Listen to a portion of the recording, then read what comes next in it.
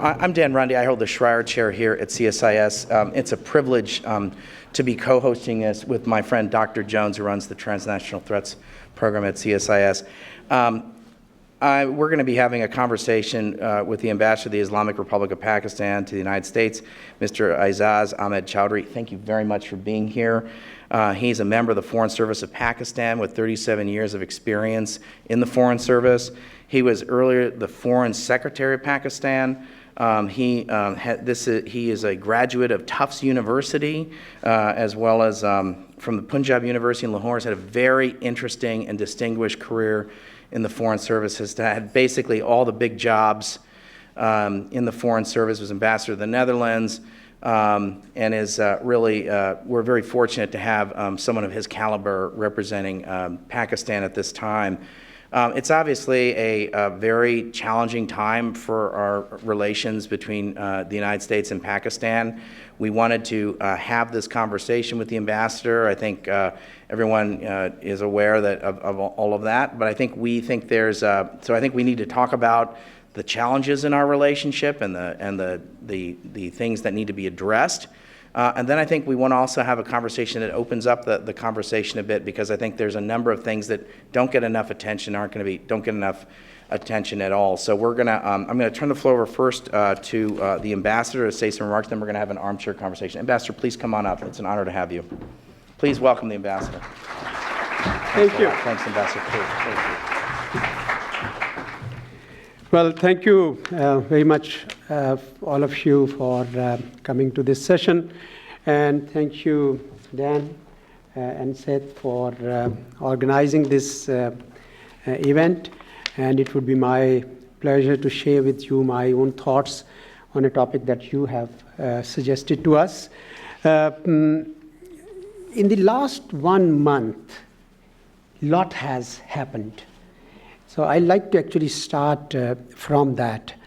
Last month, you all recall that the United States government the present administration has unveiled its national security strategy, which has given the United States a set of priorities and identified three-tier ladder of threats to the United States, the top of which is occupied by China and Russia. And then it goes down the ladder to Iran and North Korea, and then to jihadi organizations. This has been further elaborated by a national defense strategy announced last week, where it was revealed that interstate strategic competition and not terrorism will be the primary concern for the US administration. And they identified again China and Russia as the revisionist powers, antithetical to US interests, and trying to displace United States as a preeminent power in Asia. It also, of course, reinforces that Iran and North Korea will remain a threat because they are pursuing weapons of mass destruction and terrorism. It appears that the major power rivalry is setting in, intensifying, picking up. Has it happened suddenly? Were these two announcements made out of US own calculations, or was it part of a dynamic that was building up? I believe it was the latter. I think this was already in the making. And in the last couple of years, especially in the last 2 years, considerable literature appeared suggesting that the unipolar world led by United States is giving way to multipolarity. You all remember Richard Haas came up with that thesis that the world was in disarray, meaning to suggest that the Second World War, post-Second World War, world order was now in flux, about to change. He didn't know what it will come out to be. Then Graham Allison, he came up with the prediction that United States and China might actually be destined for war. That's the topic of his book, invoking Thucydides' trap, unless they come up with courageous and painful decisions not to enter that trap. We have had another book by Kurt Campbell on, I think it was The Pivot, the future of American statecraft in Asia, where he also talked at a great length on the new rebalance in South Asia, in Asia. Slightly earlier, before that, Lee Kuan Yew, the long-time statesman from Singapore, had suggested that China's rise will not be just another player in the world, but perhaps the biggest player, I'm using his words, in the history. And that would require a whole new balance or rebalance. I think former Australian Prime Minister Kevin Rudd also had to say something similar to that, where he said that the spectacular progress made by China is like English Industrial Revolution and Global Information Revolution simultaneously combusting and compressed into not 300 years but 30 years. And that would require accommodation. So that means that it hasn't really happened suddenly that the United States had reorganized its priorities, because it could feel that the time had come for them to make an adjustment and see what is happening. So many people had already started talking about a competition, if you want to use that term, or perhaps even rivalry, from a rising China and a resurgent Russia. But was it only in the strategic domain that this change was happening? I think that change is happening in many other domains too. Look, for example, free trade or international trade, for which for decades we learned that free trade is the best for everyone. It is a win-win solution. It is now under threat from protectionist tendencies, protectionism. Immigration or immigrants, which for centuries, I would say, was always considered as infusion of fresh blood in a society and were welcomed to mingle and learn from each other, is now being viewed in some circles as economic or security threat. The global consensus on climate change, for instance, is also under question marks. Nationalism, which for 19th century and greater first half of 20th century was a major issue. So narrow nationalism, xenophobia, Islamophobia, and the likes are also now raising their heads. So clearly the world is changing, has changed. We still don't know where it will finally settle. It's in flux. It's in turbulence. Now, if I zoom in to my own region, South Asia, where my country is located, I don't see the situation much different. India and China, the two big countries in that region, are what I would call uneasy peace. India and Pakistan simply don't talk to each other. Afghanistan, the situation continues to deteriorate with every passing year, in fact now by passing month.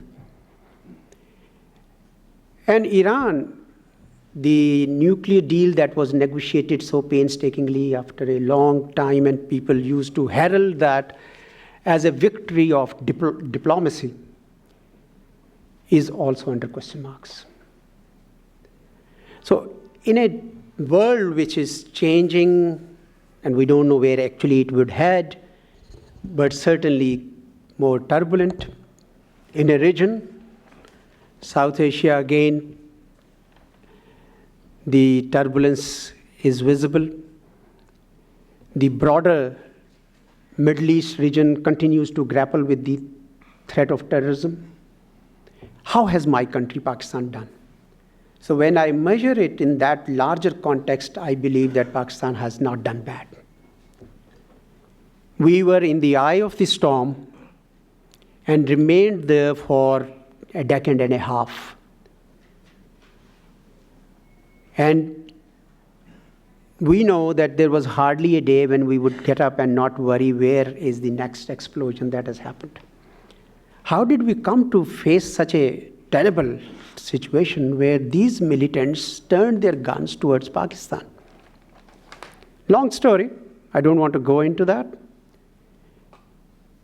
But the fact is that the nation of Pakistan in the last couple of years first forged a consensus that terrorism and violence under any pretext is not acceptable. And then they went on to the military action to take these people out. Today, we can very proudly say that the tide of terrorism has been reversed. The militants and the terrorists are on the run. We are chasing them, and we will continue to do that. But is our job over? Certainly not. Because the mindset that which gives rise to these extremists to pick up arms is still there, and we need to deal with that, and we will deal with them.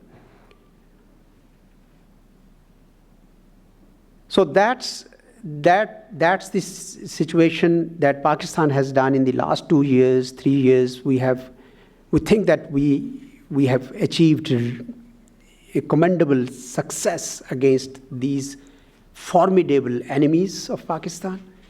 Law and order has improved, which has had a salutary effect on the economic situation. Investment is pouring in from all across, of course, most of all from China, but also from Europe and elsewhere, and corporate America. So we think that we are on the right track. Our destination is still very far because there is a lot of work that is still to be done. All our gains would be at risk and will remain tentative unless Afghanistan next door stabilizes. And that's where I would like to bring in my relations of my country with the United States. This relationship is very important to us, has always been for the last 7 decades, and we believe that it must be preserved and strengthened. Currently, it is under stress, I must admit. But I believe this is because in the United States, sometimes the country is looked at from one lens or the other. Sometimes we are viewed through the lens of Afghanistan, that since the United States is not making progress in Afghanistan, could actually be up against a failure. Perhaps it is because of Pakistan, and therefore tendency to view Pakistan in that narrow lens. Sometimes it is viewed through the lens of China, that China, which is now an emerging rival for the United States, perhaps Pakistan being close to China, is not going to be friendly with the United States. Sometimes it is viewed through the lens of India, that India now is a strategic partner for the United States and is expected by the United States to play a larger role in the Indo-Pacific region. And since Pakistan is not on good terms with India, therefore, Pakistan perhaps is not worthwhile to maintain relations. And sometimes it's also viewed purely from counterterrorism lens or security lens. I believe this is a very narrow approach to a country the size of Pakistan and the potential of Pakistan. The topic that Dan has given me, beyond the lens or broadening the lens, I think is so apt and relevant, because Pakistan should be seen for what it is and not through these four lenses that I talked about. And that would happen if the relationship is viewed for what actually it is. There are two levels to see how Pakistan and US have built their relationship. One is the G2G or government to government level, and the other is P2P or people to people level. I think while the G2G relationship has oscillated between ups and downs, the P2P relationship has been pretty steady. And there have been a number of areas in which the people of Pakistan and people of the United States remain connected, have remained connected, regardless of the relationship between the two governments. Yes, if it helps enormously, the P2P relationship, if the G2D relationship is also positive, no doubt about it. But I was telling you in the other small room that even today, the United States remains the most attractive destination for Pakistani students. The United States is the home to a large body of Pakistani physicians, many of whom are interested that their next generation should continue to come to this country and serve here. The United States has been a steady partner. Very few people know about it in the field of agriculture. We are an agrarian country. Starting from 50s and 60s, when US was our partner in producing green revolution in Pakistan, until now, when some of the leading universities here are still actually very actively engaged with some agricultural universities of Pakistan. IT sector, another, we have a youth bulge. And I know millions of Pakistani youth are connected virtually with Silicon Valley and contributing to the development of technology-based software. And so on and so, I could go on. It still remains a large trading partner for Pakistan. But all this tends to get on the side because the conversations tend to reduce to one lens or the other. And it remains a security-driven relationship. The core issue at this time, which is causing distrust between Pakistan and the United States, is Afghanistan, where the United States has invested billions in treasure, but also in blood. But unfortunately, the situation is deteriorating, and some would say is close to what it was around 9/11. So the United States had set for itself an objective that never again would they allow the soil of Afghanistan to be used as a sanctuary or safe haven by militants who could then plan events like 9/11. So that was the stated objective for the United States to be there. Is it any closer there or not? Is there a military solution to Afghan problem? How should we really move forward? Is Pakistan really responsible for the failure in Afghanistan? All these are the questions that I would leave for the Q&A session, because I was given the timetable of 10 to 15 minutes to speak, so therefore I would not go there. Why has the relationship between Pakistan and the United States oscillated so much? Why has it been roller coaster? I think we've got to need to really explore as to what is it. And how is it that we can broaden it strengthen it? What new areas can we bring in? And how can we broaden that lens that Dan is talking about? Thank you very much for your attention. Thank you. Please join us here. Thank you. Okay. I'm going to turn the floor over to my colleague and new friend, Dr. Seth Jones. Dr. Jones, you have the first question. Thank you. And thank you for your comments. It's an honor to welcome you to CSIS. You're actually, you've beaten me by about 2.5 weeks since I just started here. So welcome. We're in many ways on the same turf. Let me begin by, you're a graduate of Fletcher School at Tufts University. And for those of you in the audience that don't know, the mascot at Tufts is the elephant, or the jumbo.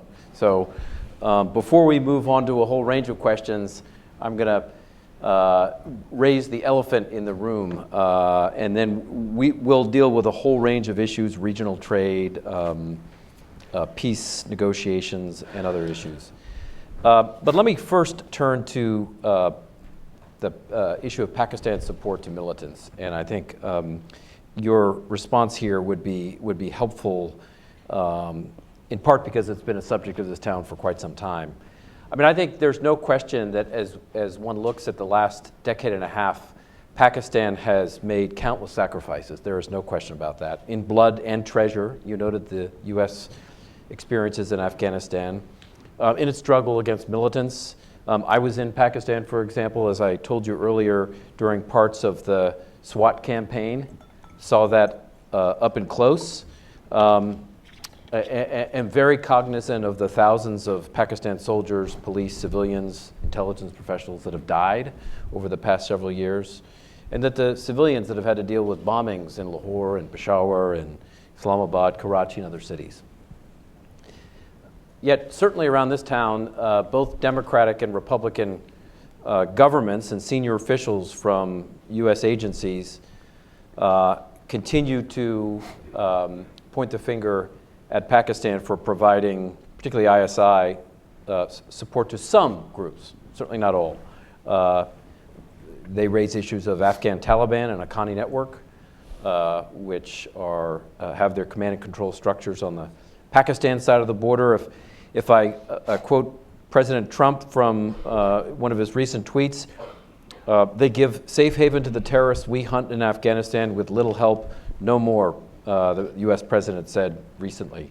I think also it's probably worth noting that U.S. officials will also argue that Pakistan officials will regularly deny this support in public and in private, but that few may actually believe this line. So I want to give you a chance to respond to these concerns and these issues with at least support to some militant groups.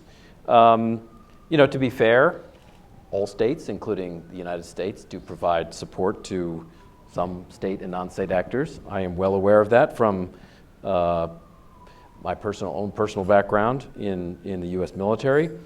So can't we have an honest discussion about this? So how do you respond to this broader discussion and Pakistan's support on the Afghan side in particular? Thank you, Dr. Jones. Let's try to trace the roots of how Pakistan came into contact or into encounter with the militancy. Until 1979, there was no such thing as militants in Pakistan. We were living about our own life. But when 1979 Soviet forces came into Afghanistan, the United States and Pakistan, perhaps together or perhaps at US suggestion, came up with the concept of Afghan jihad. So that's where militancy was born, and madrasas were created all over to provide an army of militants who would fight the infidels, the communists. Once the Soviets left, these people stayed back in Afghanistan. And after 9/11, once again, United States came to focus on that area, and Tora Bora and other places were bombed heavily, and so many of them crossed the open, treacherous border towards Pakistan. And Pakistan was asked to make a choice whether it wants to be part of the international coalition to fight them or not. And Pakistan made that choice, and thereby the militants thought that Pakistan was now a legitimate target for their activity. And that is the time about 2002-03 that militants began to turn their guns towards Pakistan. And hardly a day would pass when they would not attack one facility or installation or the other, and bulk of it on the security establishments, either on the military or the intelligence facilities or their personnel. From 2004 to 2014, all hell broke loose. We used to have 150 terrorist incidents per month on the average. Until the nation said that enough is enough.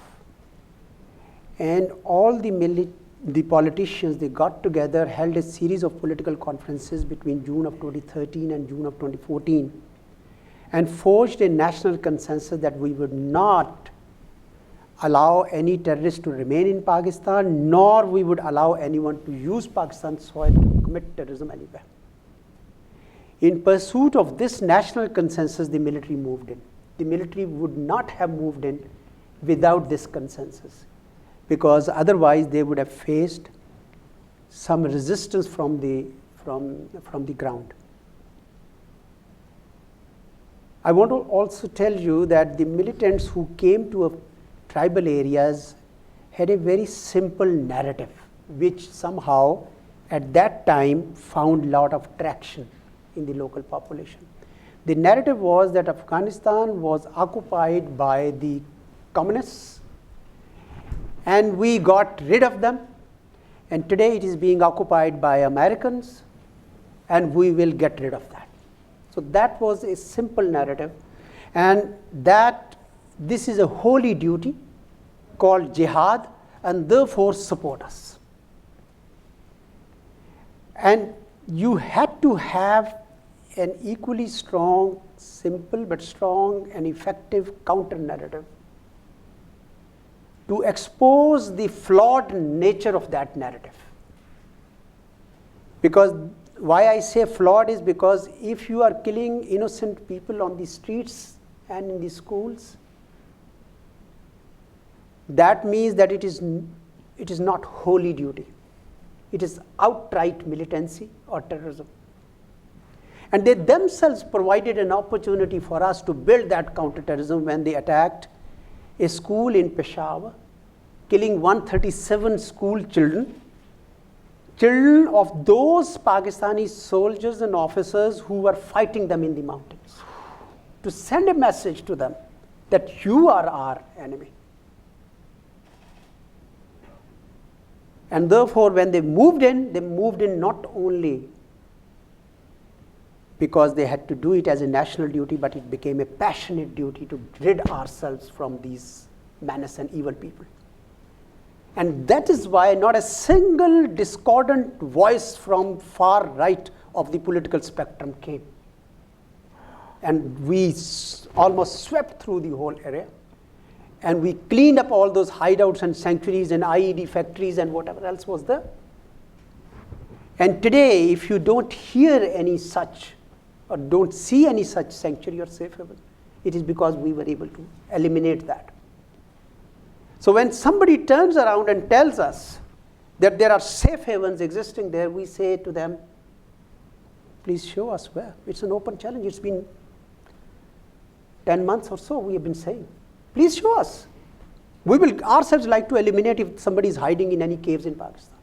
And if somebody says that your military or your intelligence is actually playing a double game and supporting these militants, and I would ask them that go and meet those officers and soldiers who have lost their children and their loved ones in the attacks by militants, and then you tell me that they would allow their own fellow servicemen to support those people who kill their children. No, sir. It's not so. But Pakistan is happy, we are happy. We paid a huge price, 6,000 soldiers and officers and 23,000 civilians, but we are happy. We're still happy because we were able to defeat them, put them on the run, and they are on the run. And those who need to know, they know it. That bulk of them have gone to Afghanistan, and we will push the remaining, those who are hiding anywhere, also to Afghanistan. They are Afghans. The Taliban and the Haqqanis are Afghans, and they belong there. Our message to them is that you should join the political mainstream in Afghanistan. You should not be in Pakistan. We will squeeze all the space on you that we will, by denying them accommodation or facilities or health or whatever else. And they are very much going there. But since we keep hearing this from some of the security authorities, it lends the people of Pakistan to believe that perhaps we are being scapegoated for the failures in Afghanistan. Look at the contrast. In the last 4 years, we have improved the situation, and Afghanistan, according to your own reports of SIGAR, every 6 months, the territory that is under the control of the Afghan forces is going into the hands of the militants. And today it is more than 43% of that territory, huge territory. Why would the Taliban and the Haqqanis live in Pakistan where we are breathing down their neck, and not live in Afghanistan where they have 43% of territory to plan whatever they need to plan? Talking of money, they are not short of funds, because the drug trade in Afghanistan is booming. $400 million. It has increased according to your own reports from SIGAR. Only in 1 year, 43% increase. And since 9/11, 3,400 times it has grown. And then there are other players which have come in, who are ready to work with them. So when we compare the two situations, Pakistan and Afghanistan, people in Pakistan say that, why are we being blamed continuously for failures in Afghanistan? Are we really responsible for those failures? Is the failure only because they think that certain Taliban and Haqqanis live in Pakistan? Is that really the sum total of the problem in Afghanistan? What about issues of governance and corruption and drug trade and high desertion rate from Afghan national security forces, who go and turn into the other side along with their weaponry?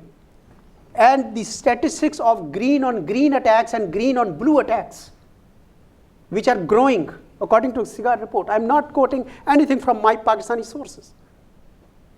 So I think people then feel that perhaps we are the bogeyman that has to explain why $680 billion in Afghanistan have not solved the problem, and another recurring $21 billion annual. So these are the questions which are coming up. And we are having those conversations with the security, and we're constantly telling them that, look, you want peace in Afghanistan, we want it even more than you. Because when Soviets left, they just left. And when you would leave, you would just leave. It's us who will be left holding the bag. It's us who suffered from that waves of refugees who continue to live in Pakistan 38 years down the line, 3 million of them. And the Kalashnikov culture, and the drugs, and what have you. And today, those refugee camps are being used by these militants to recruit Afghan, terrorists to create trouble in Pakistan.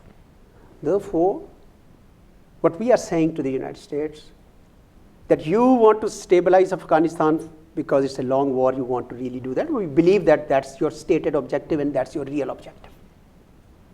And for Pakistan also, we want to see Afghanistan stabilize because we will suffer from it if it does not stabilize. So please do not scapegoat us. Do not place all the burden on us for these failures. We want to work with you because we think that there's work to be done. We think that Afghanistan needs help and stability, and we are ready to work with you, but we will not take the blames, wholehearted blames, full blames on Pakistan. Thank you, Ambassador. I want to just signal to the audience that we're going to be doing is we're going to be taking cards and taking questions from Q&A. We're going to write them up. We're going to have a conversation for about a half an hour among the three of us. So if you have questions, we're going to collect them, and then we will read them, and we'll read about 4 or 5 or 6 of them. We'll collect 5 or 6 of them, so I'm very open to doing that. So if you can be, I think we've handed that out. So, Ambassador, let me ask you a couple-pronged question. I think when I've said to my friends and colleagues, I think we need to have a broader conversation with Pakistan. Many people say, Dan, you're crazy. Why do you want to work on this issue? Why do you want to work with Pakistan? There's a lot of distrust in official Washington. So everything I heard you say, I know that you're speaking with great passion and great and belief, and I believe you. But there is very little trust here in Washington, and I think it's reciprocated in Pakistan. There's very low trust between our two governments, and that there is even so little trust that even official statements sometimes are not being believed. So what do we do about a situation when we don't trust each other, A, and B, is it fair to say, is it possible to say that what's going to happen is that the Pakistani, is it one thing for the civilian government to say one thing, and is there a different, I know I heard you say very forcefully about, and I know that there is a before and after what happened in 2014 in Pakistan when those school children were killed, the children of those soldiers were killed, there was a watershed moment in Pakistan, I know that for a fact. But there are many people who say, well, there's one thing for the civilian government to say something, that there's the Pakistan deep state, and so so what's your reaction to this issue of trust? We both have deep states, by the way. Okay. Just right, exactly. It's become an overly used term recently in our discourse in the U.S. But that there's just this issue of trust, and is part of this issue of trust. Is it fair to say that? What do you say if someone says, well, it's one thing for the civilian government of Pakistan to say something, that there's a whole other game going on? What's your reaction to that? Well, I have heard this so many times, but it is not true. And we have repeatedly made it a point to clear to our US interlocutors that you need, and you will hear the only and the one and only narrative that was built. To prove the point, when Secretary Tillerson visited Pakistan a couple of months ago, the entire civil and military leadership sat together to meet him. So that this view, which is often propelled in the US by vested interests to drive a wedge between Pakistani civil and military authorities, is addressed. This time around, when President Trump made a tweet on the eve of New Year, we decided not to respond that day at any individual level. Instead, I'm sure it was a very long day for you. I'm just guessing. It was probably a long day. It was afternoon, late afternoon in Pakistan. So next day, the National Security Committee, which comprises of the top leadership on civil and military, they prepared a measured and restrained response to that. I think gone are the days when people can say that, all right, we can drive this wedge and sell our narrative. No, sir, it's not going to happen, because government and people of Pakistan are very conscious now that this is what certain lobbyists try to do.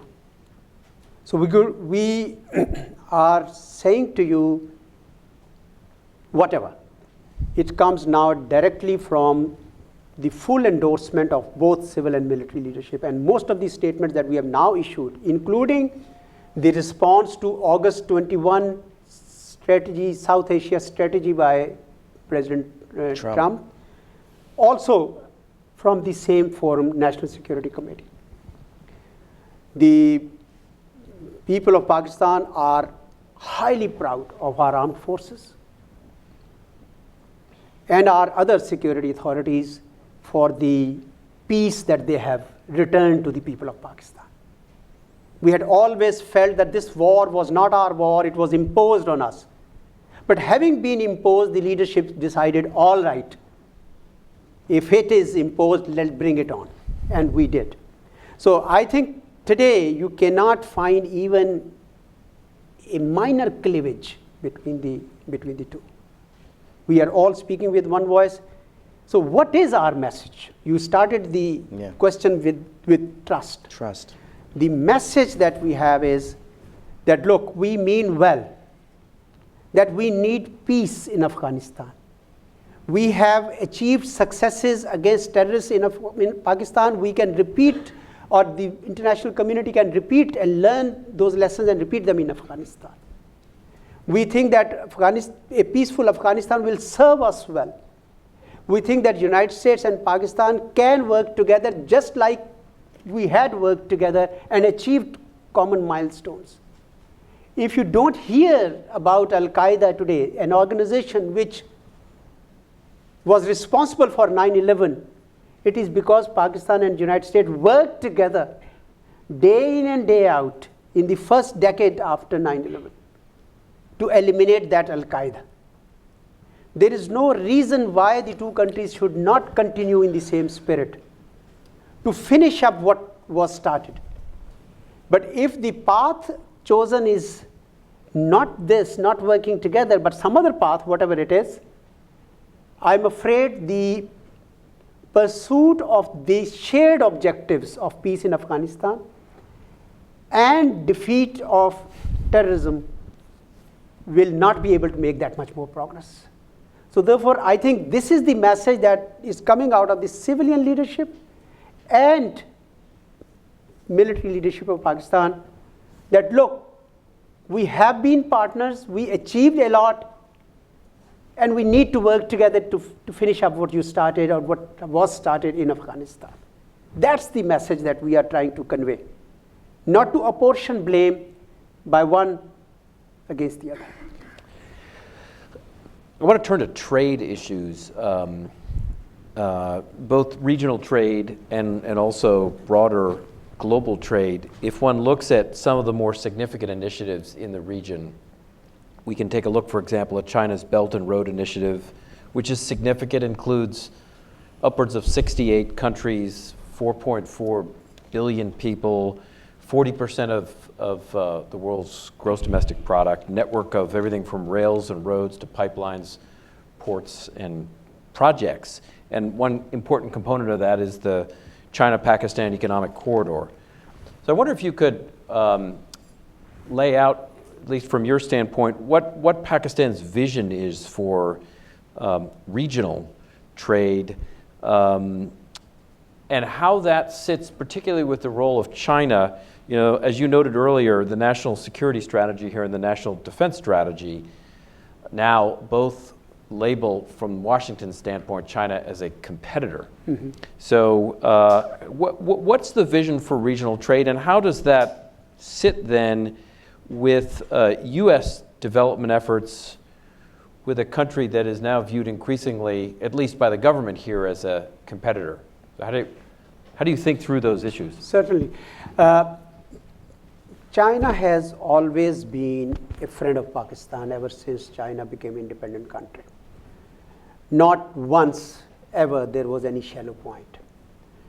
And the relationship has continued, but mostly at the political level. The translation of political goodwill into tangible economic cooperation has happened only very recently. The genesis of the economic transformation and the shifting of priorities ever since President Xi came to power is important to understand and to bear in mind. While the Chinese for 3 decades were experiencing an export-led growth, when President Xi came to power, probably 2013, I think there was shift of emphasis to mobilize domestic consumers and for equity in the investments and economic development of the people. And it came to light that the western part of China was far less developed than eastern part of China, where each of the port city was exporting billions of dollars of worth of goods. And therefore, the emphasis began to shift towards the western part of China. About the same time, we had a change of government in Pakistan from one democratically elected government to another democratically elected government. And the present government, which is completing its term this summer, came up with this idea that what if the Chinese are focusing on the western part of China, and we have economic priorities and these get linked. The idea of China-Pakistan economic corridor had been, in a way, at a conceptual stage, existed, but there were mighty big Hindu Kush and Himalayas mountains which had prevented that.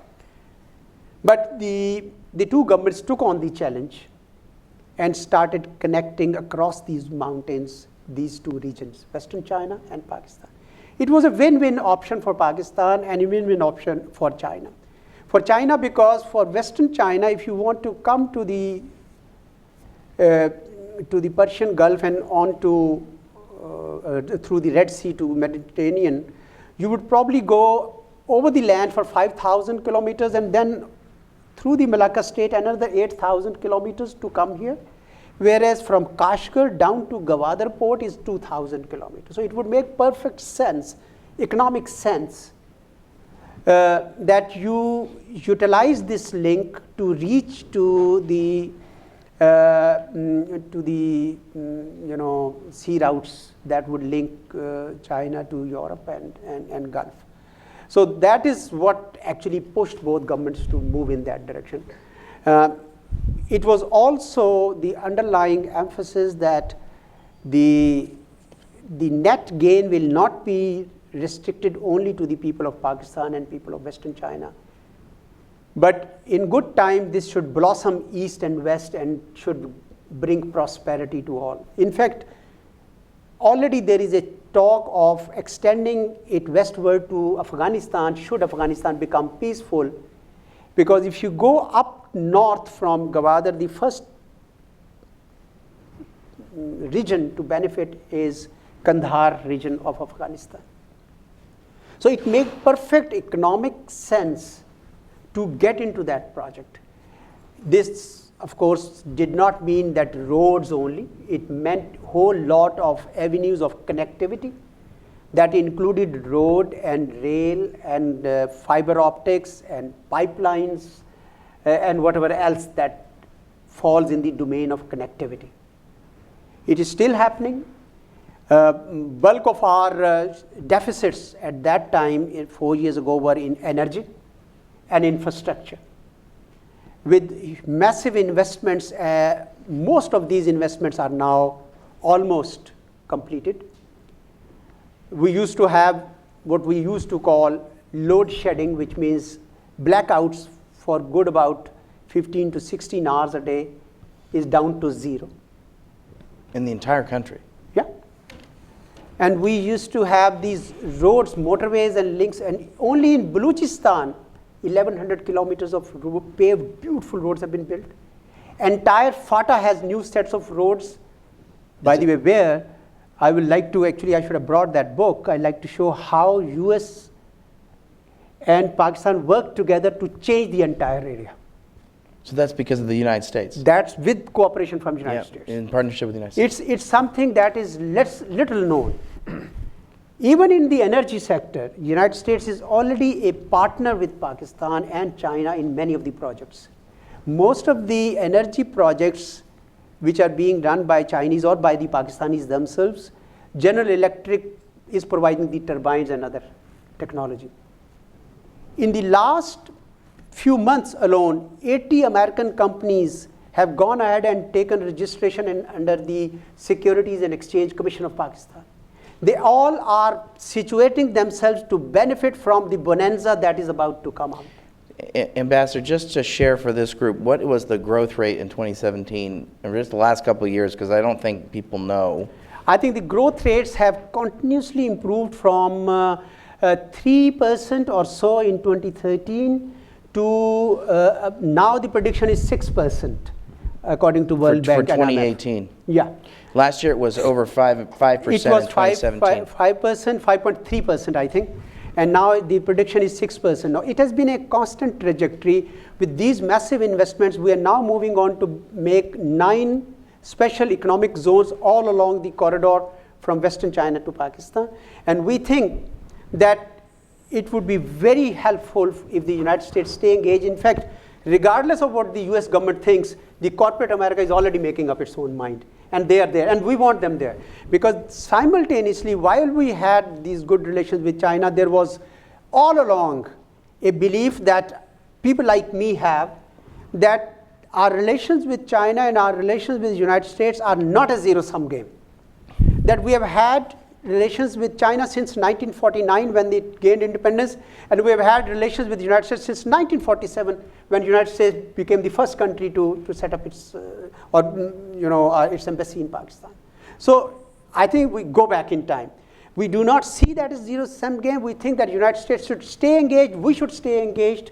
There are millions of ways in which we have stayed engaged, and economic investment is the most important one. Ambassador, I want to just pause for a second and say, my friend Chris Metzger, who's here, is going to be collecting cards. So if he's going to walk down the got his hand aisle, up in the back. and so can you walk down the aisle here, Chris, and collect cards right now over the next couple minutes or so, because we're going to turn to, I need to collect those cards and sort out questions, so people have them, just get them from Mr. Metzger. All right, I want to turn to, if I may, just the issue. There's an election coming up. This is an election year in Pakistan. Mm-hmm. There's several things I want to mention about this. One is that there has been a there's a perception in the United States of heavy military engagement in the society, both economically and politically in Pakistan. But it's notable in my mind that there have been several moments where the military has not left its barracks. So the one thing is that for the first time since 1947, there was a democratic decision from one democratically elected government to another democratically elected government in Pakistan. That had not happened before. And you referenced it earlier, Ambassador. I think it's something to note and very important that I don't think many Americans appreciate. And so and there have been several moments when the military could have come out of their barracks and done something anti-democratic in the sense of having a coup, and that has not happened. So then, Ambassador, I think you correct me if I'm wrong. I think I'm up on Pakistani current events. There was a number of judicial decisions made in the last 12 months about the leadership in Pakistan, and the current democratically government's mandate, although is ending in several months. So could you just comment a little bit on sort of the current domestic political situation, given what I've just described, and what do you expect? Do you want to? I'm not necessarily sure. I want to ask you what your bet is, what's going to happen in the elections, but if you could just talk about a little bit of, could you comment? But you can a if little you bit? want. You can if you want, because I don't know if there are bets in UK betting parlors about this, but if you could just talk a little bit about sort of the elections that are coming, and what does that mean in terms of some of the things that we've been talking about here? What does it mean in terms of the economic opportunities? What could it mean in terms of what does it mean on a number of different fronts? Because I think it is important, and if just going back to what you're saying, if there's an alignment of the civilian government and the military government, and there's a national consensus on things like terrorism, there's certain things we should expect not to change, but there may be some things that could change. I think the grain of people of Pakistan is democratic. The reason for that is that the person who led the struggle for the independence of Pakistan, Muhammad Ali Jinnah, Qaid-e-Azam, great leader that we call him out of respect, he was a man deeply committed to rule of law. He was a barrister, and he led the entire political struggle in a democratic fashion. And therefore, it is deeply ingrained that we have to follow that route. It is true, unfortunately, that our democratic process was interrupted 4 times, but the people of Pakistan have become wiser that was not in the advantage of Pakistan. So since 2008, the first government completed its term. The second is all, likely to complete its term. It's very likely to complete its term. I think it's almost there. But then there are also lessons that people of Pakistan are beginning to learn from this. They are beginning to learn that democratic processes are noisy by definition, everywhere. And we are no exception. But noisy does not mean disruption. And second, they have been repeatedly assured now by the civil and military leadership combined that the only path forward for Pakistan is the democratic elections. So I have personally met the entire leadership, both civil and military, and I came out stronger in my conviction that everybody wants this democratic process to continue. I'm also, being ambassador to the United States, I believe that this is yet another area which endears the people of my country with the people of the United States.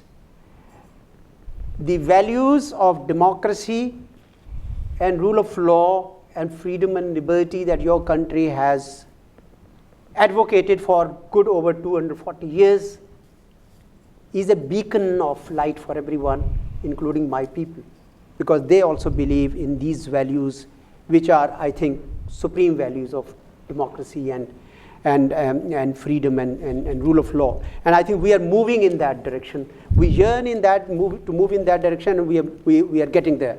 As to who would make it, I'm hanging on your every word here, Ambassador. No problem, because I will not be an ambassador if I've answered you this question. No, because of course I believe in voting. I voted. Sure. Last time, and I will probably vote this time too. Of course. Can you vote overseas if you're The government servants can. We get our option about a month or two in advance, and we are able to do that. We are trying to work how overseas Pakistanis can also vote, because there's a big demand for that. I don't know whether Election Commission can manage that, but certainly we are all excited about elections. I think that should happen. That's the only way democratic governance should go forward. Okay. Yep. And I think we'll get to Q&A in a second. Two-part question. First one is really brief. Based on your answer to our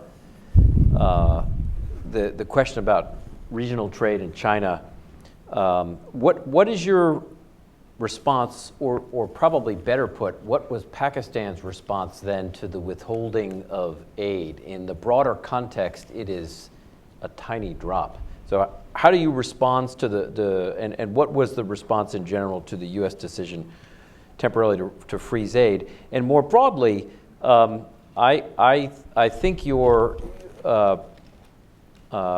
broader issue that you noted up on peace in the region is important, and I wanted to turn to that real briefly, because what I'd be interested in, I think people here would be interested in, what are your thoughts specifically on steps of how Pakistan, the Afghan government, and the U.S. might take to ensure peace in Afghanistan? It is driving the drug trade, it is driving militancy.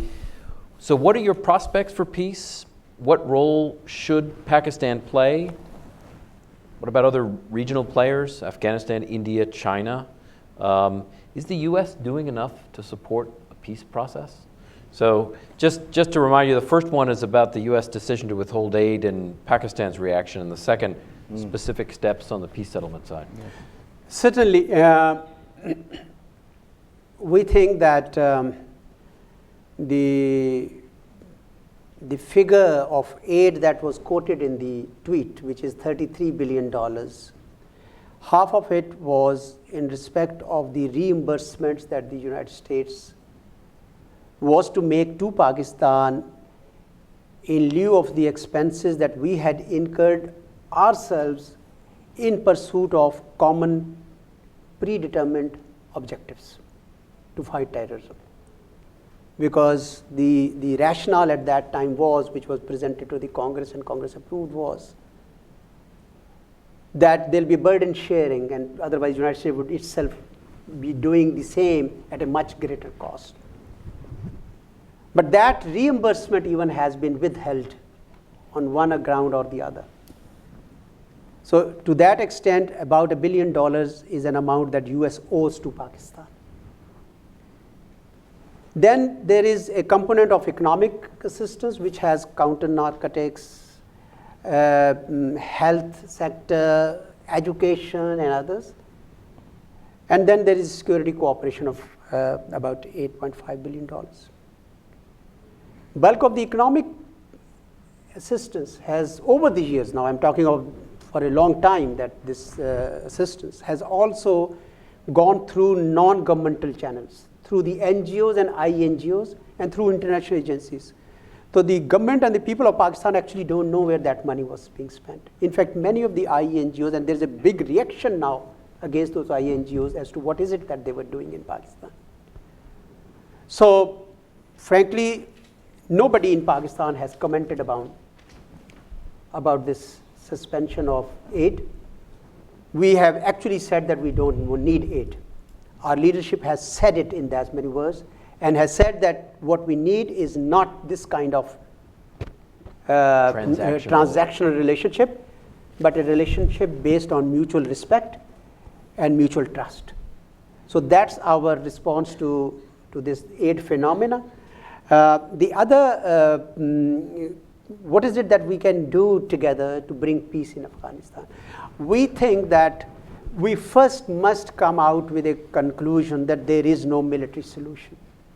If there was a military solution, it would have come by when 150,000 troops with a sufficiently long period and a pretty well-resourced effort would have achieved. We think that that is not the route that should be taken. We think that a comprehensive political solution in Afghanistan is required, which basically means that allow the people of Afghanistan to engage in a serious reconciliation process. All the nations all across the world that you would come across have gone on that route and found their own truth. In fact, there is already a book, somebody was giving a reference to that in one of the analyses, by Max Boot, The Road Not Taken, which was a biography of a CIA operative, I think his name was Edward Lansdale, Yeah. who had advised against use of force in Vietnam and suggested that a peace agreement be made and United States withdraw, but his advice was not taken, and 58,000 American lives and millions of Vietnamese lives later, this is exactly what happened, and the people of Vietnam were able to build that peace, make economic progress, and become a friend of the United States, which it is today. So many people feel that this is a route that US could perhaps take in Afghanistan, where the people of Afghanistan are yearning for peace. Since 1979, it's been almost 40 years that they have been suffering some kind of military solution which is being found. So you need to have a genuine political reconciliation where Afghan government should take charge of it. It should be Afghan-led and Afghan-owned. And the people of Pakistan, the government of Pakistan, the government of the United States, and the government of China must support that process. Second, we should also focus on border management between Pakistan and Afghanistan. We don't want that the people that we are pushing towards Afghanistan, Taliban and Haqqanis, whom we believe are Afghans and should join the political mainstream in Afghanistan, should come back. And in any case, there are bad guys who live and cross border and can do bad things. And therefore, we got to interdict that movement, cross-border movement. So Pakistan has already started on our own on this humongous project, 2,600 kilometers long border. This is the kind of I have flown over those mountains. I don't know when you were in Afghanistan, you did or not. They are treacherous mountains. It's not easy. Only 800 is fenceable, 800 kilometers. We have started that. We started in 2016. We should be done by 2022. And then we'll be setting up 900 posts to patrol the border. But we cannot do it alone. We need support from Afghanistan and US side to do the same on the other side of the border, because it is as much their responsibility as it is ours. We also believe that part of the solution is to allow the Afghan refugees to go back. It's been long. We are proud of that hospitality that we extended, but 38 years, 3 million. And now there is a security dimension. That should also be a part of the solution, I believe. And I think there should be a regional consensus not to use Afghan soil to achieve your own political objectives. For example, India has been given a role by United States in Afghanistan, which we believe India is using to create a double squeeze situation against Pakistan. For India, Pakistan is the issue, and therefore they think that our 200,000 troops engaged on the western border will remain engaged with that much less pressure on them on the eastern border if Afghanistan remains on the boil, or if Afghanistan can be used by their spies and others to create instability in Pakistan. So we think that there has to be a regional consensus not to allow anyone to use Afghan soil to create instability or to advance their own political agendas. I think that is also an equally important part if you want to really attain peace in Afghanistan. All right, Ambassador, I've got several questions from the audience. This first one relates to this issue of, is there a time frame set up for Afghan refugees to return to Afghanistan? You made reference to it in your answer here. I'm not aware of that, but we issue what is called registration cards to them, those of them who live in the refugee camps. More than half of them do. That card enables them to receive some kind of stipend money to continue their life. But that limit is expiring soon of that card. And we think that there should be serious negotiations between US government, Pakistan government, Afghan government, and UNHCR to make arrangements for them to go and live in Afghanistan, their own lands. And the money that they receive here as stipend should be given to them there to build their lives. But for that, push factor is not enough. In fact, it's not a desirable factor. There should be a pull factor in Afghanistan. How do you create that? When President Ashraf Ghani came to power, he had made references to giving land ownership rights to those who come back. I think that would be a great pull factor, but I don't know whether that has been followed through. Together with international community using its resources to allow them to settle in Afghanistan, I think that will benefit everybody. Otherwise, if Afghanistan remains unstable and these Afghans continue to run for their life, many will come to Pakistan, others will go to Europe, and others will go elsewhere. I think it is only fair to the people of Afghanistan that we take a very sympathetic view of this situation and help them. So let me stay on this issue of the Afghan issue, and we've talked about it throughout this conversation. There's two questions for you, Ambassador. President Trump urges Pakistan to take "quote-unquote" decisive action against the Taliban and other terrorist groups to get in order to get this assistance back. Is Pakistan willing to do that? That's one question. And I think, and then I think the other end is, what level of influence does Pakistan hold over the Afghan Taliban? Pakistan would very much want to push the Taliban and the Haqqanis to Afghanistan because they belong to Afghanistan. We don't want them to bring stress to our relations with your country and with Afghanistan. We think that they should join the political mainstream there, and we will continue to move on that path, regardless of whether US has a decision on aid or not. We don't want it to be transactional in nature. This is a step that we are taking in our own interests and regardless of the assistance. Regardless of the assistance, in our own interest and in the interest of peace in the region. As for our leverage with Taliban, let me tell you that for 2 consecutive years, Pakistan made enormous effort to bring Taliban to the table. The first effort was in 2015, when in a hilly town of Murray, on a night-long session during Ramadan, the Taliban for the first time sat face to face with the representative of the Afghan government. This was July the 7th, and because I was Foreign Secretary then, I was to moderate and did moderate that evening. So I know that you were there. I was there, I was moderating, and so were the Chinese and the Americans who were there as observers. So it was a serious effort, and we came out with a joint statement, and then we were planning to meet before the month ran out on 31st July to come up with a set of deliverables. But on 29th July, the news about the death of Mullah Omar was leaked by Afghan National Security Establishment directly to BBC without talking to us, and the whole process got scuttled. And then there was a rat race within the, there was sort of commotion as to what would happen with in the Taliban ranks, and we did not really know what would happen. And then another year passed.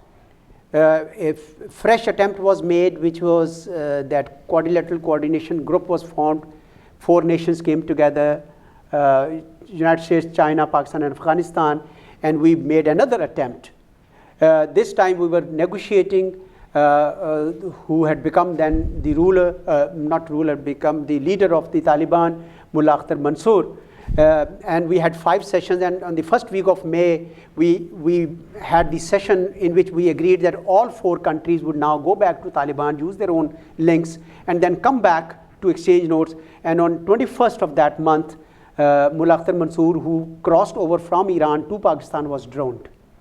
So after that, Pakistan believes that we have lost any leverage with Taliban, or at least it has gone down that much, because they feel that we push them to a situation where then they are betrayed. Nevertheless, we think that we don't want to give it up. The United States has revived the process of QCG, and there was a first meeting in I think January in Muscat, and in December, sorry. And I think they have been able to rekindle the interest. We don't know where it finally goes, but we know that the only way forward is for all 4 countries to continue to exercise whatever influence they have on Taliban to push them to join the political mainstream in Afghanistan. Okay, I've got 2 other questions. Given the historical animosity between India and Pakistan, what's the prospect of energy cooperation between India and Pakistan? Well, of course, India is a neighbor of Pakistan. We need to have good neighborly relations with India. I've always maintained that for that to have, both countries should stay engaged in a dialogue. But at this point in time, Indian leadership feels that they are not ready for a dialogue with Pakistan. Their view is that Pakistan needs to take action against certain anti-India militants that they think live in Pakistan, and as if Pakistan is supporting terrorism, and we tell them, I have personally told my counterparts there, that we have done more than any other country to defeat terrorism, and we will continue to do that in our own interest, because it's a commitment that the leadership of Pakistan has given to the people of Pakistan.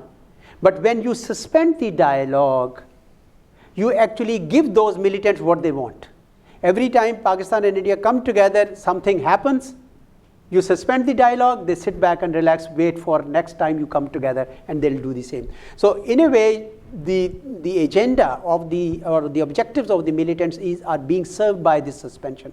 What should actually happen is exactly the opposite of that. Both Pakistan and India should stay engaged and work together to reduce the space of militants both in Pakistan and in India. In India also, militancy is growing under the name of Hindutva ideology and others. I think it is a problem that we need to solve by cooperating with each other and not by estranging each other. Okay.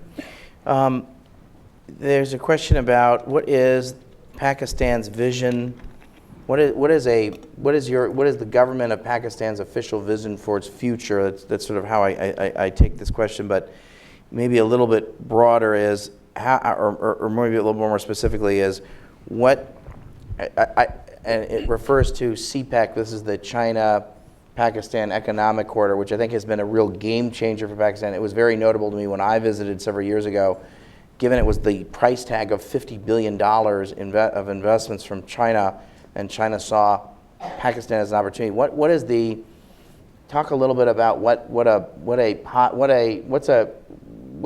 a positive scenario, economic and political, social scenario for Pakistan? Maybe that would be a way to get at this question. And then maybe you might also just talk a little bit about how does the U.S. fit into there